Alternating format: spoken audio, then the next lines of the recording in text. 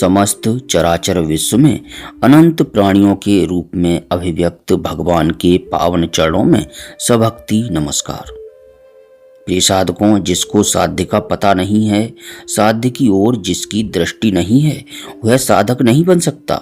अपने को जो एकांत रूप से प्राप्त करना है उसका नाम साध्य है और उसकी प्राप्ति के मार्ग का नाम है साधना।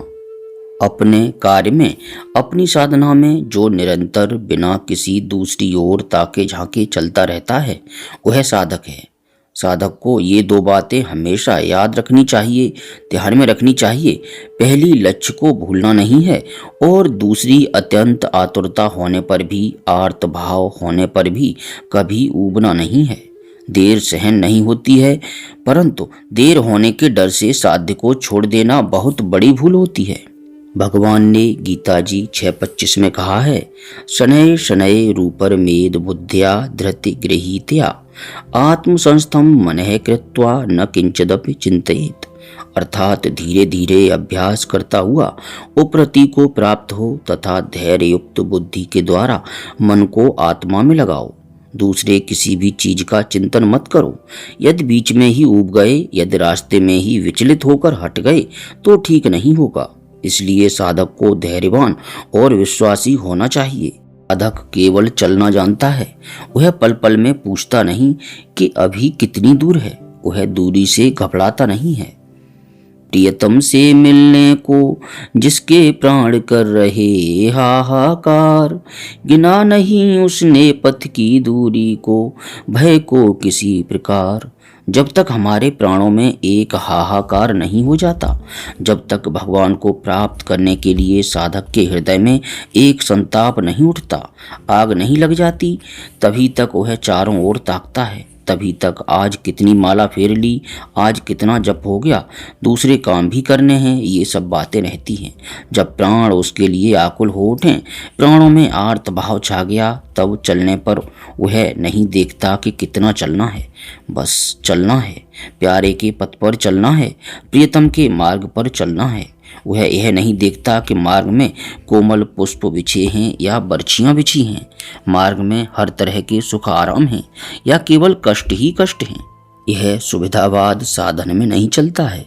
साधन में तो कुछ भी मूल्य देना पड़े उसका कोई मूल्य है ही नहीं। साधक यह बात जानता है कि भगवान को प्राप्त करने की कीमत हमारे पास है ही क्या।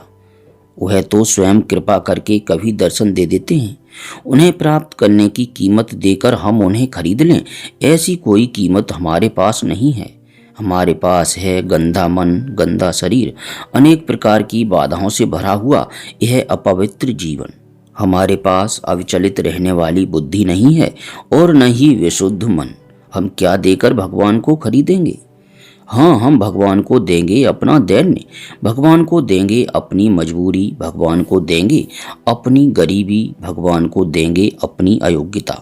परंतु भगवान एक बात चाहेंगे कि तुम्हारी चाह है कि नहीं, तुम्हारे चाह की आग वास्तव में तुम्हारे हृदय में लग गई है कि नहीं, तुम घबरा तो नहीं रहे हो।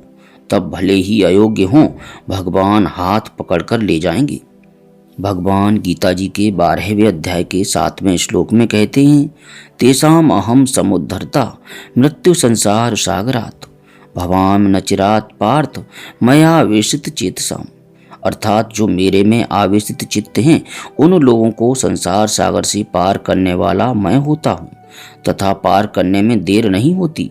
चिरात पार्थ, और हे अर्जुन, मैं अविलंब तुरंत उन्हें संसार सागर से स्वयं पार कर देता हूँ। इस प्रकार भगवान स्वयं पार करते हैं। परंतु जो अपने को साधक मानता है उसके अंदर कम से कम इतनी बात होनी चाहिए कि वह उनकी चाह सच्ची हो, विशुद्ध हो, निष्कलंक हो और केवल उन्हीं को चाहता हो। एक चाह, एक निष्ठा साधक में होनी चाहिए। साधक के लिए यह सबसे पहली शर्त है। साध्य सामने रहे और उस तक पहुंचने की एकमात्र चाह रहे, उसके सिवाय कोई चाह नहीं रहनी चाहिए। इस संबंध में भक्त ध्रुव की कथा बहुत सुंदर है। ध्रुव जब 5 वर्ष के बालक थे तब वे माता के सामने पिता की गोद में आ बैठे। छोटा बच्चा, उसके मन में भेदभाव था नहीं। उसने सोचा पिता मेरे हैं, मेरे पिता हैं। छोटा भाई उत्तम बैठा था, वह भी वहीं आकर बैठ गया। वे माता के मन में बड़ा क्षोभ हुआ। उसने कहा, बच्चा तू बड़ा अबोध है, नीचे उतर जा। राजा की गोद में बैठने का तेरा हक नहीं है। अगर इनकी गोद में तुझे बैठना हो तो तू मेरी कोख से पैदा हो। भगवान को याद कर जिससे तू मेरी कोख से पैदा हो, तब राजा की गोद में बैठ सकता है। उतर जा। अपमान भरे शब्दों में तिरस्कार पूर्वक कहा, उतर जा। ध्रुव के मन में बड़ा क्षोभ हुआ। वह राजा की गोद से उतरकर रोने लगा। पिताजी विवश थे, इसलिए बोले नहीं। रोता हुआ बालक ध्रुव माँ के पास पहुंचा। माँ ने कहा, रोता क्यों है बेटा? तो ध्रुव ने कहा, पिताजी की गोद में बैठा तो छोटी माँ ने रोष पूर्वक उतार दिया और कहा, भगवान को याद कर, अगर तू मेरी कोख से पैदा हुआ होता तब इस गोद में बैठने लायक होता। माँ के आंसू आ गए। कुछ बोल न सकी, परंतु अंततः सच्ची बात मुंह से निकल ही गई। उन्होंने कहा, बेटा माँ ने ठीक ही कहा है कि भगवान को याद किए बिना, भगवान का भजन किए बिना तुम राजा की गोद में कैसे बैठ सकते हो? भगवान को याद करो। माता ने सहज भाव से ही यह सच्ची बात कह दी। ध्रुव ने कहा, अच्छी बात माँ, मैं भगवान को भजूंगा, परंतु बता माँ, भगवान कैसे हैं?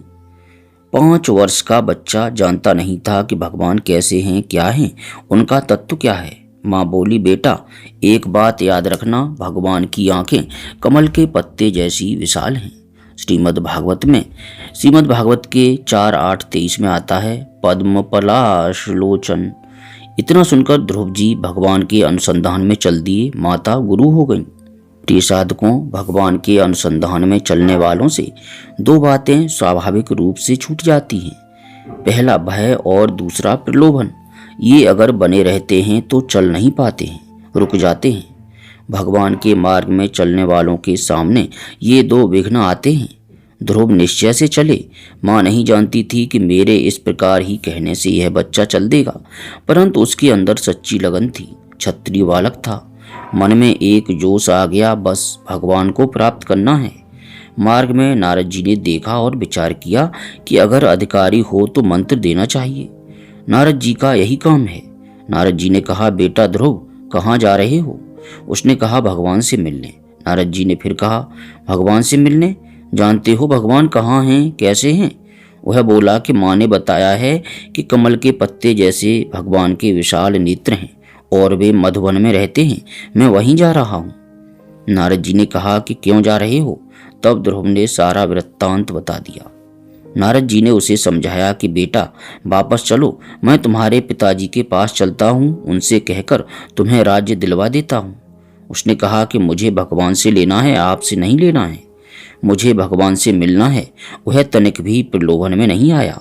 तब नारद जी ने उसे भय दिखाया और कहा, बेटा जंगल में माँ नहीं है, अजगर होंगे, बाघ हैं, सुअर हैं, न जाने कितने जानवर हैं, भूत प्रेत हैं, बड़ा बीहड़ वन है, खाने पीने को नहीं है, दुख पाओगे, घबराओगे, रोगे, तब आओगे।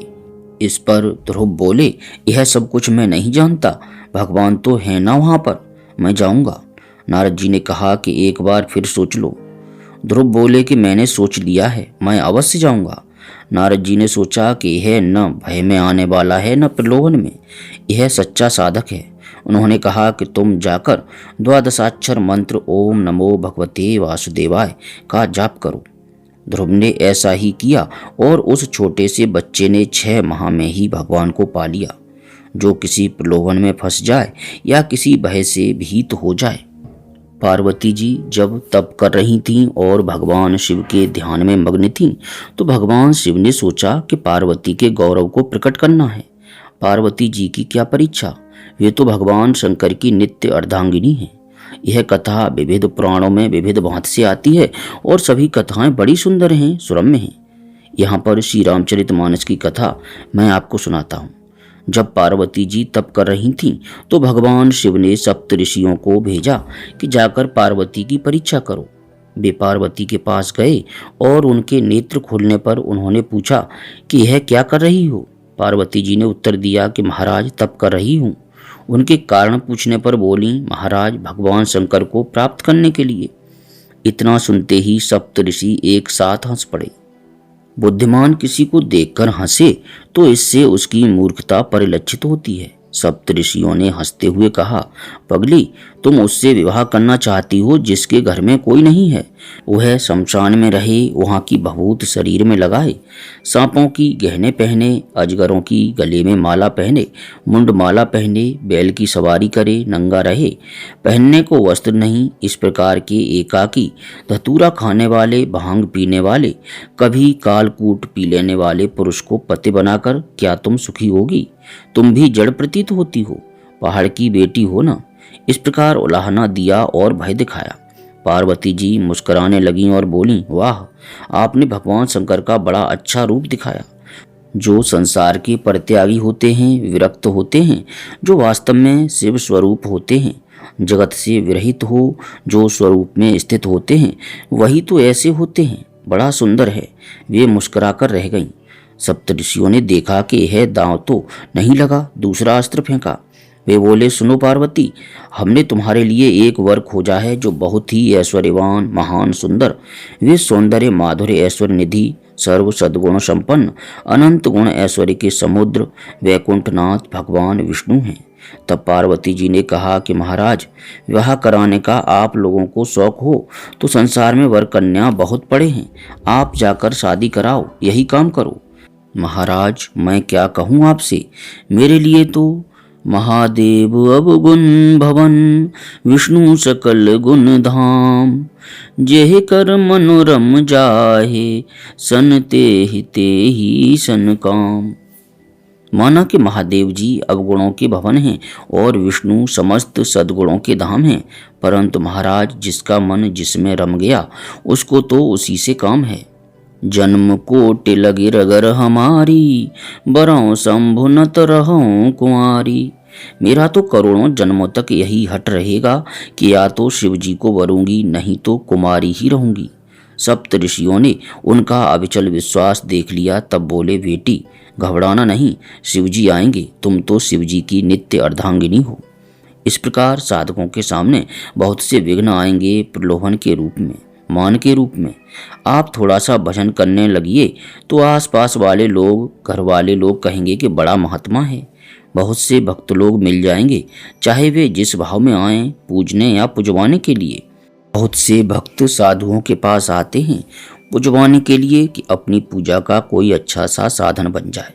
अनगिनत रूपों में आएंगे और आकर लगेंगे बड़ाई करने, मान देने, पूजा करने, फूल चढ़ाने। अगर कहीं इस प्रलोभन में फंस गए तो च्युत हो गए। लोग धन लेकर आते हैं और आगे बढ़ने पर बड़ी बड़ी सिद्धियां आती हैं। देवता आते हैं वर्ण करने के लिए, ऊपर चढ़ाने के लिए, इंद्र पद का लालच देते हैं। भय भी बड़े बड़े आते हैं। इसलिए साधक भय और प्रलोभन, इन दो से हमेशा बचे। अगर इनसे बचा रहेगा तो सफल हो जाएगा। साधक भय और प्रलोभन से बचते हुए एक निष्ठ होकर, एक आदर्श साध्य का लक्ष्य रखकर, चुपचाप बिना किसी पर आक्षेप किए अपने मार्ग पर चलता रहे। सभी अपने अपने मार्ग पर जा रहे हैं, सभी भगवान को चाहते हैं, किसी पर आक्षेप न करें। प्यारे प्रभु प्रेमियों, भगवान अपने प्रेमी साधकों के लिए कहते हैं, श्रीमद् भागवत 3:29-13, सालोक्य सारेष्टे सामीप्य सारूप्येक त्वं प्युत दीयमानं न गृह्णन्ति विना मत सेवनं जनः। अर्थात मेरी सेवा को छोड़कर मेरे जो जन हैं वे सालोक्य, सारिष्टि, सामीप्य, सारूप्य एवं सायोज्य, ये 5 प्रकार की मुक्तियां दिए जाने पर भी नहीं लेते हैं। दीयमानम न गृह्णन्ति, देने पर भी नहीं लेते हैं, मांगते तो हैं ही नहीं। वे समझते हैं कि अगर हमने इन मुक्तियों को ले लिया तो हमारी सेवा में बाधा आ जाएगी, कहीं मुक्ति ले ली तो सेवा अधिकार छिन जाएगा। इसलिए अपने सेवा अधिकार का परित्याग न करके इस प्रलोभन से अपने आप को बचाए रखते हैं। यह बात ध्यान में रखने की है कि जो भगवान के अनन्य प्रेमी हैं, जो भगवान में अत्यंत प्रीतमान हैं, उन लोगों की जगत में कहीं आसक्ति है ही नहीं। उनके जगत के बंधन तो कट चुके हैं। उनका बंधन तो केवल है भगवत चरणों में आसक्ति का, और यह बंधन यदि वह काटना चाहता है तो वह प्रेमी नहीं है, भक्त ही नहीं है। इसलिए इस बंधन को वह बंधन मानता ही नहीं है। यह बंधन तो उसका जीवन है, यह बंधन उसका स्वरूप है। यह बंधन उसका स्वभाव है। इस बंधन में रहने के लिए बड़ी से बड़ी प्रलोभन की चीजें उसके सामने आती हैं, बड़े बड़े भय उसके सामने आते हैं, परंतु वह कहीं भी विचलित नहीं होता। प्रिय साधकों, क्रोध के लिए एक बड़ा ही अच्छा दृष्टांत है। काशी में एक ब्रह्मानंद नामक महात्मा थे। वे बड़े विनम्र थे। उनके पास बहुत लोग जाएं और यदि वे बेचारे साधना करने बैठे हों तो लोग उन्हें छेड़ें। कोई कुछ करे, कोई कुछ करे, वे बोले नहीं। नहीं बोले तो लोगों की उद्दंडता और बढ़ी।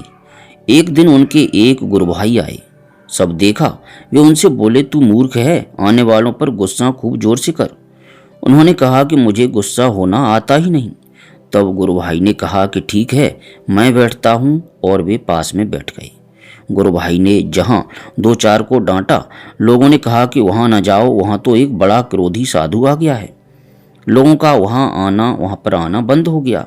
यद्यपि क्रोध नहीं करना चाहिए, मैं भी क्रोध का समर्थन नहीं करता हूँ, परंतु यदि क्रोध बाढ़ के रूप में हो तो अनुचित नहीं है। बगीचे की रक्षा करने के लिए यदि कांटों की बाढ़ लगाई जाए तो उसमें कोई आपत्ति नहीं है। कांटे बिछाए जाएं तब तो सारी आपत्ति है, परंतु बगीचे के सुंदर फलों और पुष्पों की रक्षा के लिए अगर कांटे की बाढ़ लगाना आवश्यक है तो यह बाढ़ अधर्म नहीं है, बुरी चीज नहीं है। इसलिए कहा है कि जितने दुर्गुण हैं इन सबको भी यदि अपनी रक्षा के रूप में रख लें तो कोई आपत्ति नहीं है, बच जाओगे। साधक उसे अपनी साधना के साधन की रक्षा हेतु प्रयोग करे। किसी भी प्रकार से हजार हजार कष्ट सह करके साधना की रक्षा करे। वीडियो को अधिक से अधिक लाइक और शेयर अवश्य करें, जिससे दूसरे साधकों को, दूसरे भक्तों को भी यथा योग्य लाभ प्राप्त हो सके। किसी प्रकार की त्रुटि के लिए मैं आप सभी से क्षमा चाहता हूँ और विनती है कि अपने इष्ट देव का अपने हृदय मंदिर में स्मरण करते हुए प्रेम से गदगद वाणी से बोलिए, हरे कृष्ण कृष्ण कृष्ण हरे हरे, हरे राम राम राम हरे हरे।